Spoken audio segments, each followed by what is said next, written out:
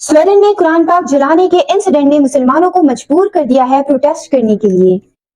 दुनिया में कुरान जलाने के वाकयात, मस्जिदों पर बमबारी करना, मुसलमानों पर तशद्दुद करना जैसे वाकयात दिन ब दिन बढ़ते जा रहे हैं। इस बढ़ती हुई वायलेंस के पीछे क्या वजह हो सकती है? इसका एक्यूरेट जवाब है इस्लामोफोबिया। सबसे पहले फोबिया को समझना जरूरी है।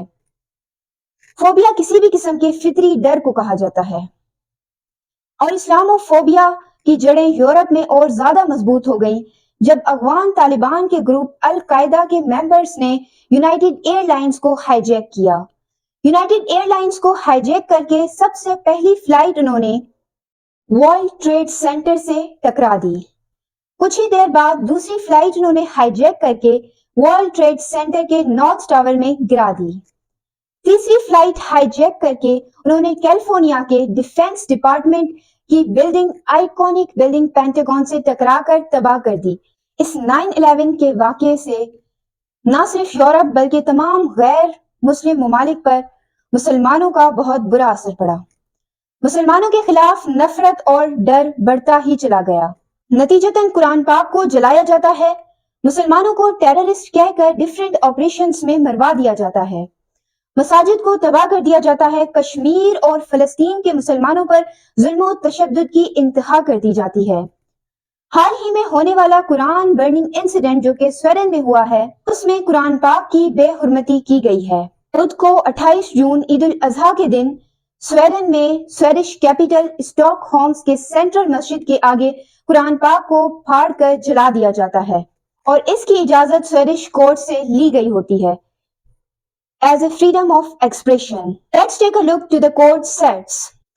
मौजूदा 200 लोग कुछ कलमा पढ़ते रहे और कुछ उस प्रोटेस्ट को अप्रिशिएट करते रहे।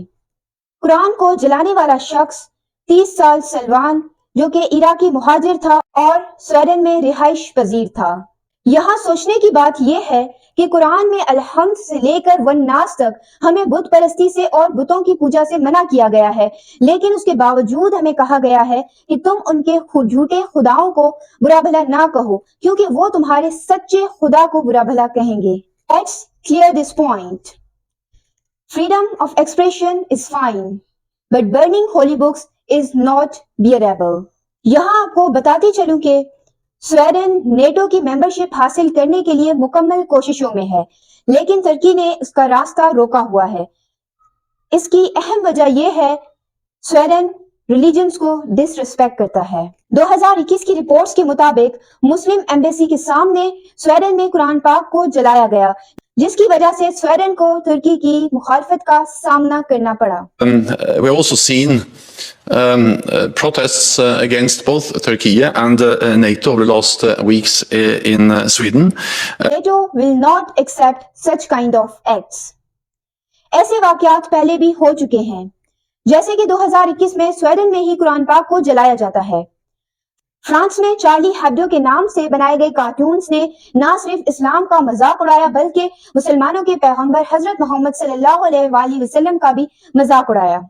यहाँ पर सोचने की बात यह है कि मुसलमान अगर कोई छोटा सा भी एक्ट कर लेते हैं तो उनको टेररिस्ट कहा जाता है और दुनिया ये मानती है कि मुस्लिम्स की बढ़ती हुई आबादी टेररिज्म का बढ़ता हुआ सबब है। लेकिन मजहब की बुनियाद पर, इस्लामोफोबिया की बुनियाद पर या इस्लामोफोबिया की आड़ में मुसलमानों पर किया गया तशद्दुद, मुसलमानों के इस्लाम को यानी रिलीजन को डिसरेस्पेक्ट करना, होली बुक्स को जला देना या फिर ऑपरेशंस के जरिए मासूम मुसलमानों को कत्ल कर दिया जाना दुरुस्त है? आप इस सब चीज को क्या कहते हैं? इसी के साथ अल्लाह हाफिज।